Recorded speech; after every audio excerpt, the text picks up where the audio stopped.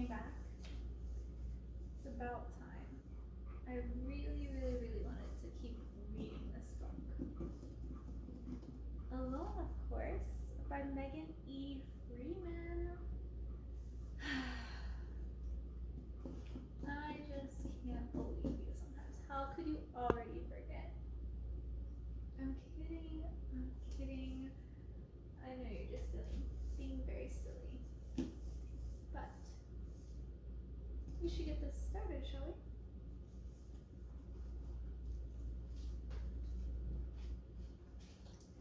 Brain churn. What now? What now? What now? Bike 20 miles out to the interstate and try to find someone? Head north to the fire station and hope emergency crews are still there? Dial 911? I hold my breath and pray for a live person at the other end. 11 rings. You have reached a number that has been disconnected. Check the number and dial again. I know. I switched up positions on you, but I had a phone call, so decided to lay on my stomach. But I suddenly have like a huge migraine. Oh my god. Okay. Anyways, back to the story. 911 did not pick up. Oh my gosh, you guys.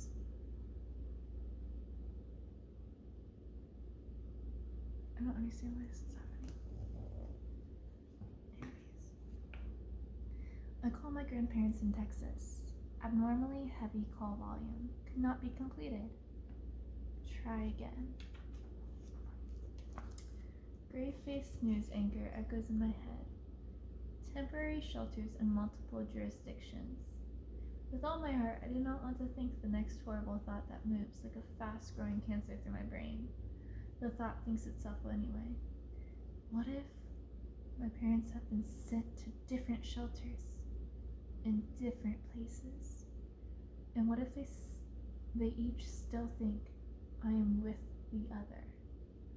Without their cell phones, it could be days or even weeks before they realize I've been left behind. Upheaval. I ride through town, looking for any sign of another human. Occasionally, dogs bark or a hungry cat runs across the road. At Dad's, the front door stands open, and Jennifer's flutes are still in the house. She never travels without her flutes. I close the windows, lock the doors, and slip the key into my pocket. At Mom's, the minivan is in the driveway with the sliding door and back hatch open. Duffel bags and suitcases sit on the front porch. It looks like Mom just stepped inside and will be right back. My heart leaps with hope, but I remember the ringing cell phones and the barrels downtown. I swallow tears, close the car doors, and go inside. In their rush to leave, they left a mess. Open cupboards. I'm curious, do you say cupboards, or do you say cupboards? Or do you say it in a different way? Let me know. Open closet doors, unmade beds, scattered clothes. In the boys' room, toppled baskets of toys, books piled in stacks. In my room, Trevor's empty crib, humidifier still steaming. I switch it off, curl up on my bed, clutch my tattered Lovey bunny. Reality check. 24 hours ago, I sat in school surrounded by my classmates, teachers, custodians. I went to the grocery store and navigated busy streets full of traffic. Horns honked and people shopped, biked, stood in line, ate ice cream, played in the splash fountain. Now, the only sounds come from the house. Or the natural world.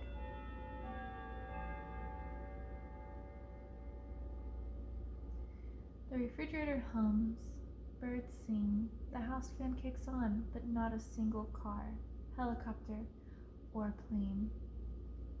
No voices out in the street, No basketball dribbling in the Norton's driveway next door. No kabump, kabump, kabump of a skateboarder cruising over cracks in the sidewalk. Not a single human sound. Just clocks ticking and dogs barking. Dogs barking? I remember cats crossing the road and dogs in yards as I cycled home. No one took their pets? Surely the evacuation can't last long, or people would have taken their pets. I have nothing to worry about. People won't let their animals starve. Everyone will be back in a day or two. Dread runs off my body like hot water circling the shower drain. Relief embraces me like a warm terry cloth towel. Productivity. If my parents will be home in a few days, I might as well make myself useful and maybe make up for the fact that I lied to them. Boys' room. Pick up toys from floor. Stack books on desk. Pile dirty clothes in the hamper. Mom and Paul's room. Make bed. Hang clothes in closets. Turn off lights. Bathrooms. Clear counters. Close medicine chests. Wipe mirrors. Front porch. Bring in duffels and suitcases. Water flower pots. I find keys in the van's ignition. Pull it back into the garage. I've only ever driven one time on my uncle's ranch in California. Mom was pissed when she found out. I lock the car, leave it in the driveway, close the garage door. Heavy call volume. Every 15 minutes I call my grandparents, but still get the heavy call volume message. I haven't eaten all day. I flip on the radio in the kitchen and hear the car guys teasing a caller about his carburetor. The familiar voices comfort me. I found an apple, almond butter, gluten-free mac and cheese dinner with soy cheese, but I'm so hungry I don't care. A jingle plays and the news comes on. What is the imminent threat? How long will the evacuation last? Reporters talk.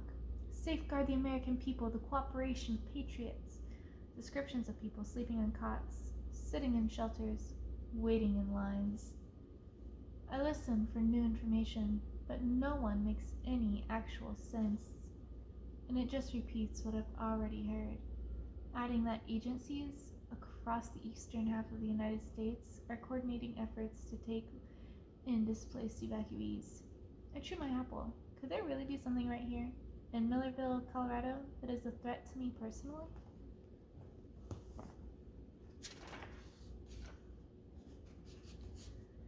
First night. The streetlights come on. They glow faint orange at first, then gain strength. I search the skies for clues, but only the evening star flickers over the foothills, and the moon rises on the horizon. I cross to the sidewalk, look up and down the street. The neighborhood houses line up in tidy roads. Some have lights left on in the windows. Others are dark. Carriage lights on timers glow on either side of garage doors. It's almost an ordinary evening on Lake Drive. To the west, the street dead ends at Miners Lake Park. How many times have I taken the boys to the playground there, or to rent paddle boats in the summer? How often have I pushed Trevor in the infant swing while Mom went for a quick run around the lake? Those untroubled days seem long ago, even though it was only yesterday I was left behind. Somewhere up the block, a dog howls at the dusk from the other side of the lake. A coyote yips in answer. I go back inside and lock the door behind me. Being alone is weird enough, but being alone at night is giving me the creeps. This kind of reminds me of that video game that I played, where there's a girl and her best friend, and then they ended up being the only two people in the city. I lock every window and close the curtains.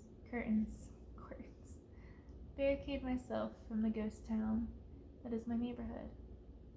Upstairs in Mom and Paul's room, I turn on the TV.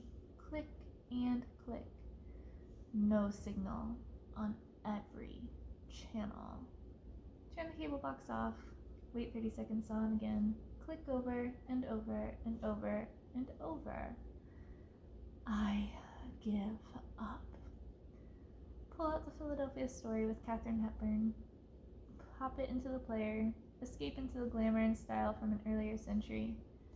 I climb into the big, soft bed. Try to forget. I am completely, entirely, totally alone. Morning. Alarm going off, going off, going off, going off. 6 a.m. Mom gets up early to run. Mom. The nightmare of the last 24 hours coagulates in my stomach, and I almost don't make it to the bathroom in time. Gluten-free, dairy-free vomit swirls down the toilet. The irony is not lost on me. I curl up on the bathroom floor. Cool tile comforts my cheek. I stare at the clump of Mom's hair nested in the corner of the tank. I want to save it, her DNA.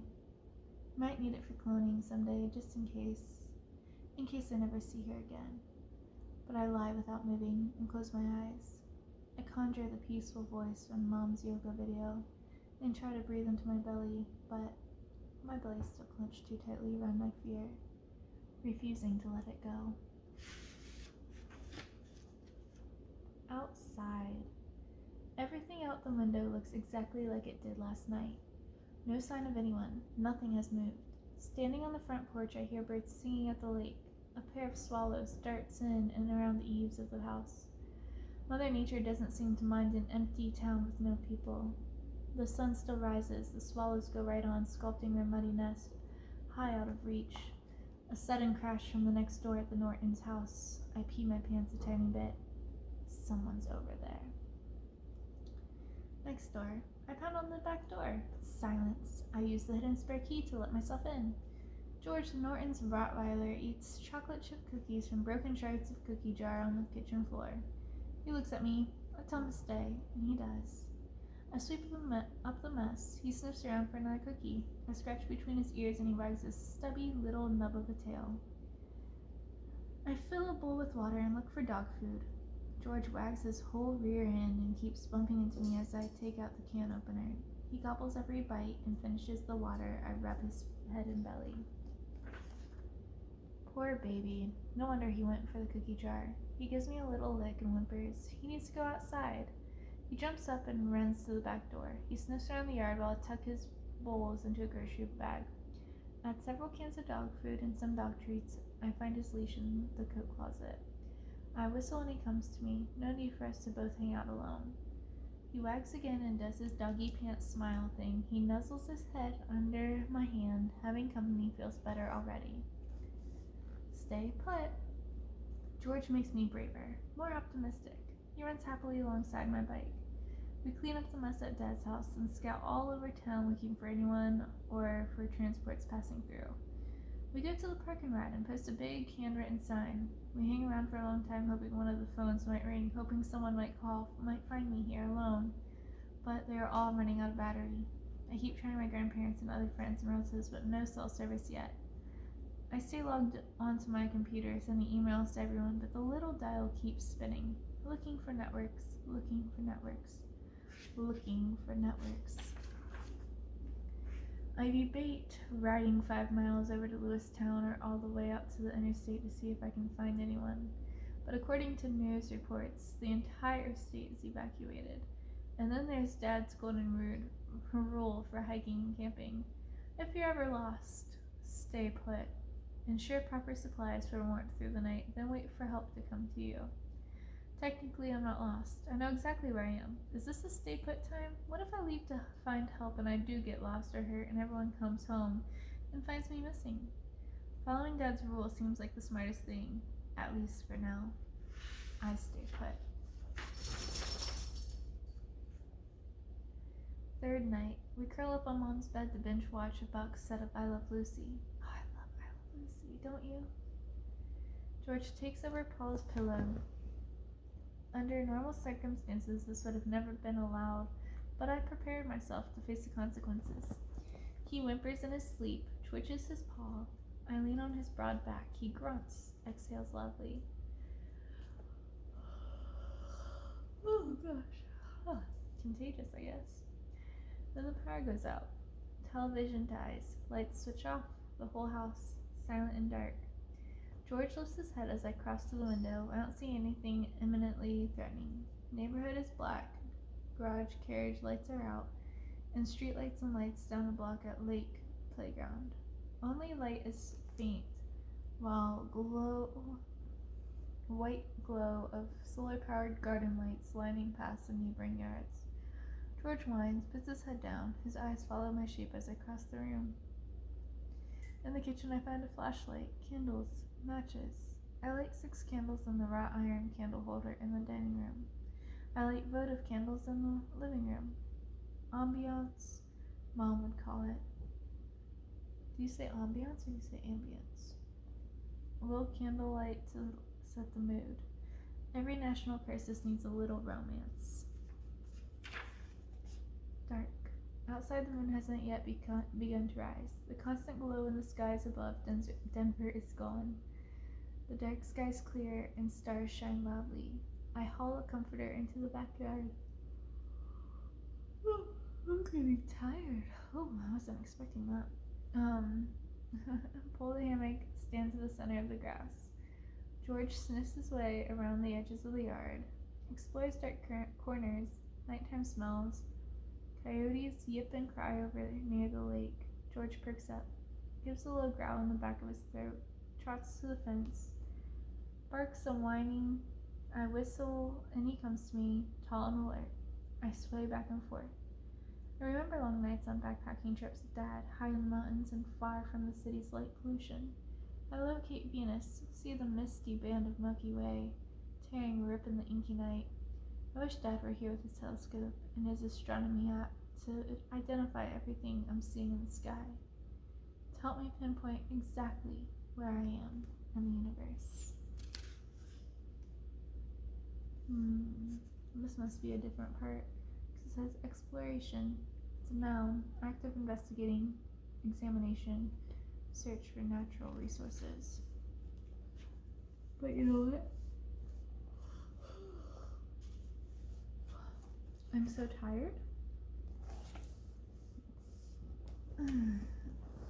I think maybe it's time to take a nap. How's that sound? Sound good?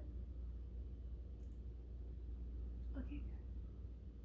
Are you gonna come nap with me? Yeah? Wonderful. Come here, you.